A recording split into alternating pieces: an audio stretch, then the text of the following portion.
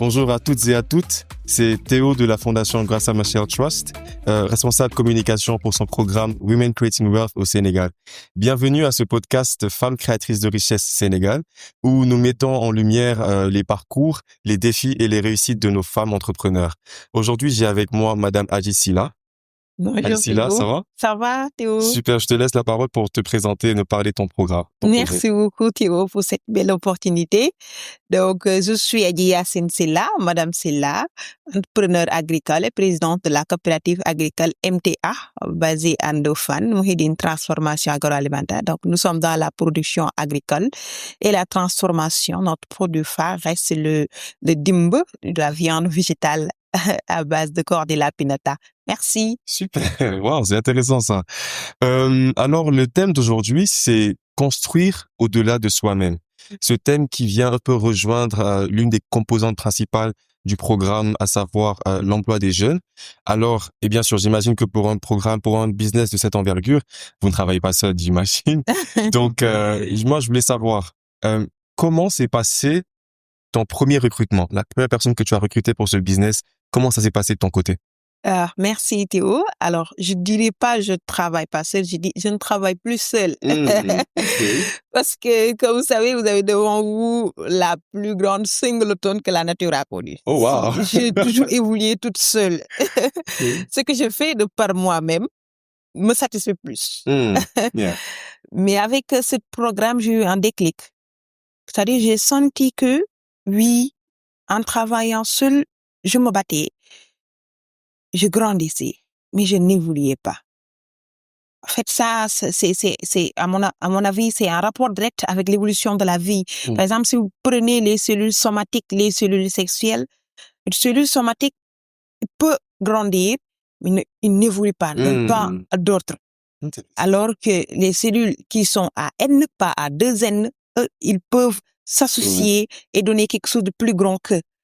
Donc, il a fallu que je réalise des clics pour pouvoir, oui, maintenant déléguer, accepter que d'autres apportent plus que moi. Et ainsi, j'ai senti que voilà, on a dépassé le cap de grandir à évoluer.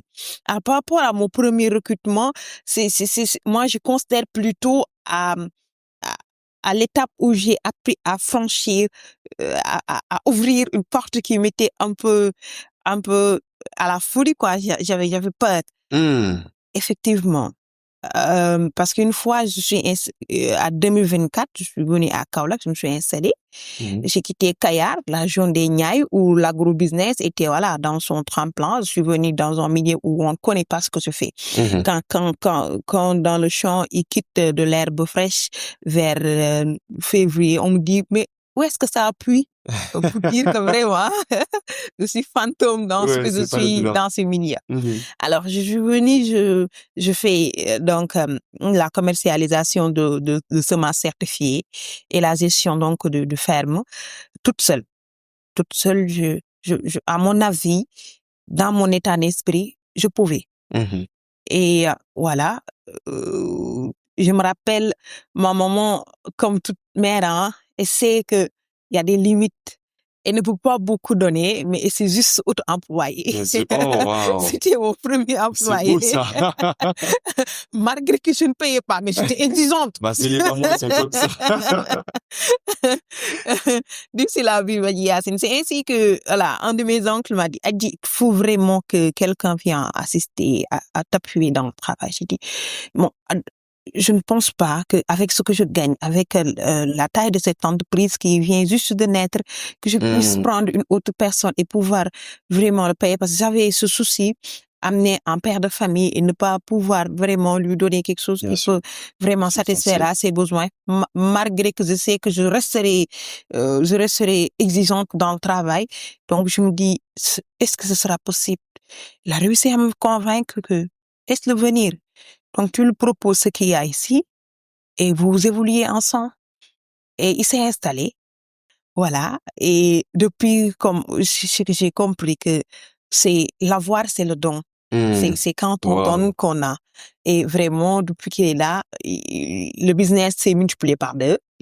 D'accord? Donc, ce qui fait que, donc, ensuite, par 7, puis Waouh. Et on a évolué. Donc, à partir de là, j'ai appris à communiquer, à déléguer, voilà, surtout me soulager un peu, faire confiance, ainsi de suite. Et c'est comme ça que MTA est né. Et voilà, on évolue grâce à Ah, ça. mais c'est très intéressant ça. J'en tire beaucoup de choses, notamment la partie où où tu as parlé du fait que il y a ce côté où tu ne veux pas employer quelqu'un parce que tu sais que tu n'es pas encore arrivé à un niveau où tu peux payer la personne quelque chose de De substantiel. substance. Et je pense qu'aujourd'hui, bon, c'est un équilibre à avoir, hein, parce que c'est vrai que c'est important de se lancer et d'avoir le courage de le faire, mais c'est aussi important de pouvoir, enfin, c'est souhaitable de pouvoir créer des emplois qui permettent aux gens de vivre voilà, à ses employés.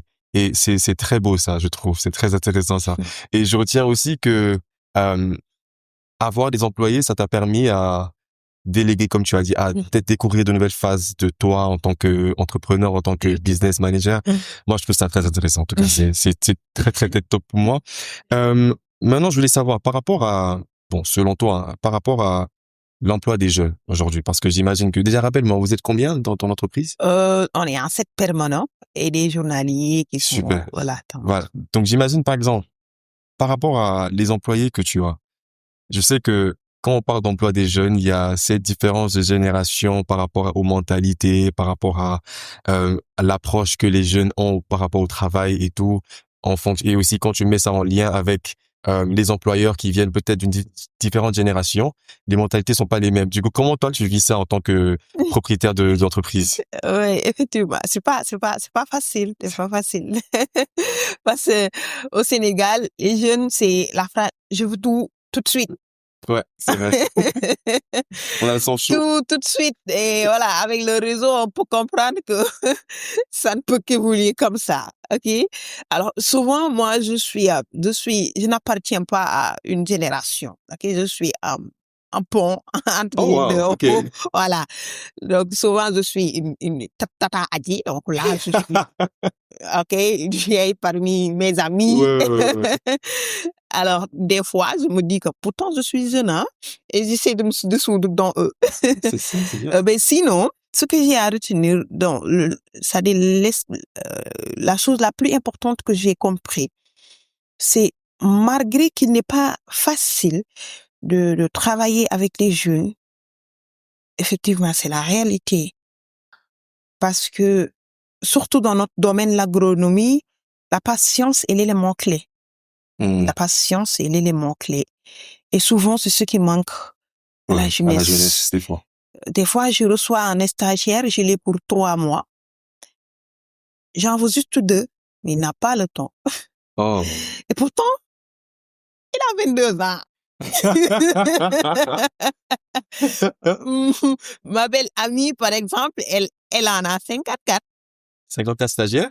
Non, elle a 54 ans. Ah, c'est, ok, d'accord. Elle vient, alors on travaille pour 6 mois. Elle me dit, on peut faire encore plus. OK? C'est-à-dire, moi, je me dis, c'est pourtant elle qui a 22 ans, 23 Oui. ans, qui devait avoir plus de temps Le que temps, c'est celle-là vrai, qui est tout à plus fait, vieille. tout à fait. Mais malheureusement, c'est un paradoxe, c'est le contraire. Ouais. Alors, mais sinon, malgré tous ces faits, parce que la plus belle femme au monde ne peut donner que ce qu'elle a. Donc, c'est une conjugaison de ce que tu es, de ce que tu peux apporter, de ce que, voilà, qui fait que vraiment, voilà, on peut évoluer avec. De tout ce que j'ai compris lorsque j'ai commencé à accueillir des jeunes, OK, au sein de notre ferme, j'ai compris que ce dont nous avons besoin dans l'agrobusiness au Sénégal, c'est de leur apport. C'est que vraiment les jeunes s'investissent davantage. C'est qu'ils viennent se dire que l'agronomie, c'est à eux de pouvoir donner une nouvelle vision.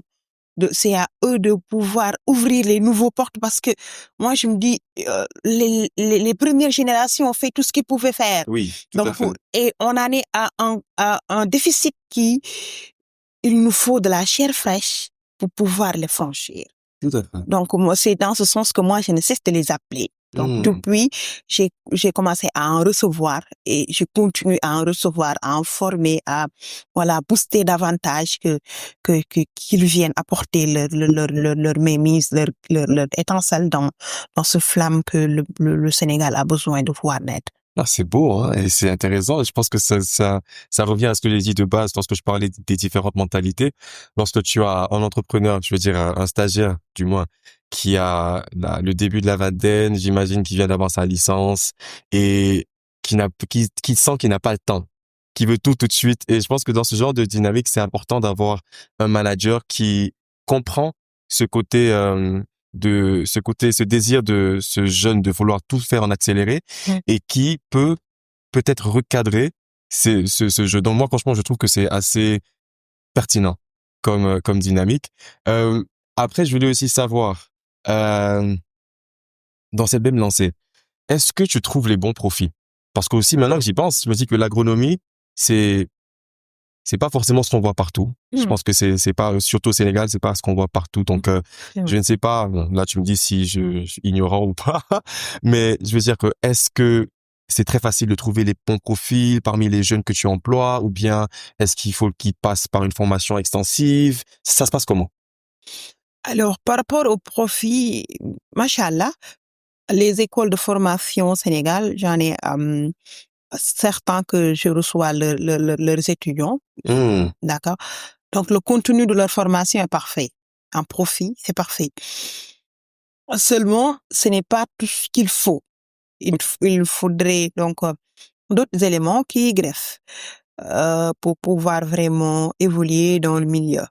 Et l'approche que j'ai, moi, je reçois un stagiaire au moins 3 tous les 2 mois.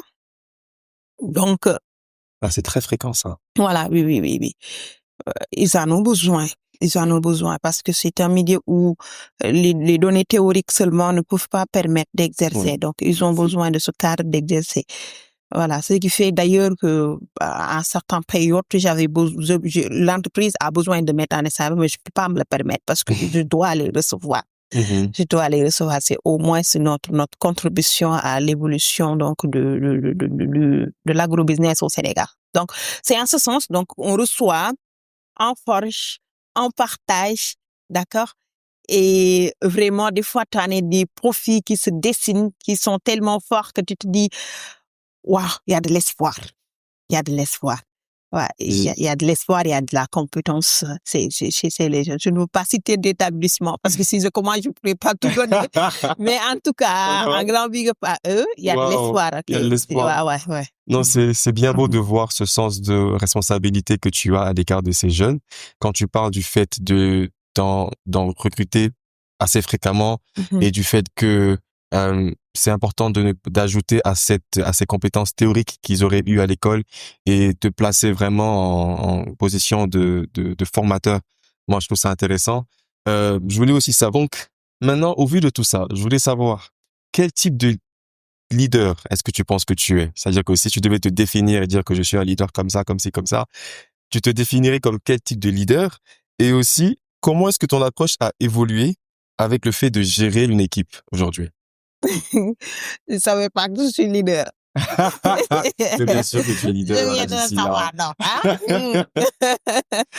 En fait, moi, je me dis dans mon esprit que le leadership n'est pas un point atteignable, à mon avis. Hmm. C'est une évolution. OK? Alors, un exemple, en tant que, bon, je suis pas aînée normalement, mais j'ai accaparé le rôle d'aînée. Oh, wow. Voilà. Donc, en tant qu'aînée, voilà, j'avais cette mentalité de vouloir tout le temps soutenir mes petits frères et sœurs, les guider, d'accord? Là, c'est une étape. Alors, en tant qu'entrepreneur, j'ai une vision. Hmm. Souvent, je dis à mes visiteurs qui viennent au niveau de la ferme, waouh, c'est grand. Je dis non, c'est juste un état euh, c'est tout bébé, quoi. Par rapport à ce que nous avons, ce On que te- nous voulons, là où nous voulons en être, on n'en est pas encore à des stades importantes. Hmm. Et là, en tant qu'humain, on sait que chacun a ses limites. Donc, selon mes forces, mes compétences, on n'y arrivera pas là où on va en aller. Hmm. Donc, pour pouvoir pour pouvoir franchir ce cap, à mon avis, c'est comme si j'avais une petite portion du marathon à effectuer et je vais passer ce bâton à l'autre. Et qui sera l'autre? L'autre, c'est une des personnes compétentes qui sont avec moi, mais à qui je dois transmettre cette vision, à qui je dois me copier en eux. Voilà. Donc, je dois prendre tout ce que j'ai emmagasiné, le transférer et pouvoir être tranquille que lorsque je ne pouvais vraiment plus continuer ce marathon, il y aura d'autres plus compétents qui vont évoluer le reste. C'est beau, ça. Donc, c'est en ce sens qu'à chaque fois, voilà, il y a une de mes stagiaires, elle m'a trop fatiguée. T'as dit vraiment, avec tout ce qu'on a ici dans ce ferme, on doit faire des vidéos, partager sur TikTok comme tout le monde. Je dis, il n'y a rien à partager ici, ma chérie, il n'y a rien à partager ici. Si, pour toi, c'est pas encore grand, mais par rapport à ce qui se passe dans le pays, notre référence, c'est pas dans le pays. Ça, c'est Mouhidine Kissamba qui me disait. Donc, concentrons-nous et travaillons, retenons que nous n'avons encore rien fait. Donc, c'est en ce sens qu'à chaque fois, j'essaie donc de transmettre pour pouvoir vraiment être tranquille que les choses vont évoluer lorsque nous ne serons plus en mesure de donner ce que nous étions capables de donner il y a de cela des années.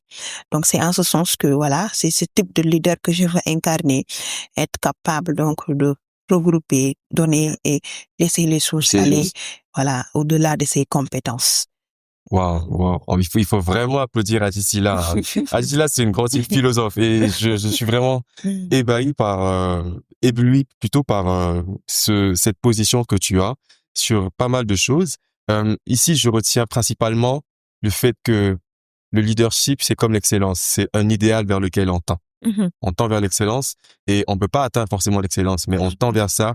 Et je pense que ça reste un motif principal pour tout entrepreneur de se dire que je vise 100% mais je vais faire tout ce que je peux pour arriver le plus proche possible de 100%. Si c'est pas possible de toucher 100%. Et pour moi, c'est gros ça. Et aussi, le deuxième aspect que je retiens de ce que tu viens de dire, c'est le côté délégation, c'est-à-dire savoir, je sais pas si je dis le terme correctement, donner le bâton, je crois. Voilà, donner le bâton, je crois. Corrigez-moi si je me trompe. C'est ça. Mais voilà, donc lorsque par exemple dans une course à relais, lorsque tu cours et qu'il y a ton coéquipier derrière toi, à qui je crois c'est lui qui remet le bâton, ou bien c'est toi qui remets le bâton. Pour moi, c'est assez essentiel donc lorsqu'on crée un emploi de se dire que je ne serai pas là pour toujours. Je suis en train de créer quelque chose qui va rester, qui va subsister bien après moi. Il est important que je puisse mettre en place des institutions, des personnes qui pourront faire vivre cette chose et aussi la faire passer à d'autres personnes, ainsi de suite. Franchement, Adjisila, il faut que tu écrives un livre. Il faut vraiment que tu écrives un livre. Et pour finir, je vais te demander de dire juste peut-être un ou deux mots pour les femmes entrepreneurs comme toi qui sont dans cette lancée de créer des emplois pour les jeunes et aussi pour ces jeunes qui voudraient aussi se former. Qu'est-ce que tu pourrais dire à ces deux personnes-là? Oui. Alors, mesdames, je vous dis, je sais, c'est pas facile. On peut pas tout dire. On peut pas tout dire. Ça en dit long, ça. On peut pas tout dire, c'est pas facile. Mais nous devons faire. Nous avons l'obligation de nous donner à fond. Donc, ce qui fait que, quoi qu'il en soit, on essuie les larmes et on continue. Voilà. Ah, c'est magnifique. Ça en dit long. OK, on se sait. Alors, par rapport aux jeunes aussi, elles ont de la chance. Parce que, il y a de cela, certaines derrière nous, ce n'était pas facile pour une femme de franchir certains caps. Mais aujourd'hui, au moins, il y a cette mentalité qui évolue, qui fait que si elles foncent, elles pourront facilement, bon, pas facilement, mais elles pourront espérer aller plus loin. Donc, ne vous mettez pas des bâtons dans les roues dans votre esprit. Parce qu'en réalité, il y a rien. C'est l'homme qui a peur. Sinon, il n'y a rien. Et la femme, vous n'aviez jamais eu peur. Donc, n'ayez pas peur aujourd'hui. Foncez et ensemble, nous allons réussir. Et comme je dis à chaque fois, le Sénégal a besoin, surtout l'agronomie, a besoin des femmes. D'accord? Donc, venez et allons-y. Ah, super. Merci beaucoup, Alicila. Merci beaucoup. Et voilà, c'est la fin de cet épisode du podcast Femmes créatrices de richesse au Sénégal. Merci à notre invité pour ces beaux moments de partage. Merci à vous de nous avoir suivis. On se dit à très bientôt pour un nouvel épisode.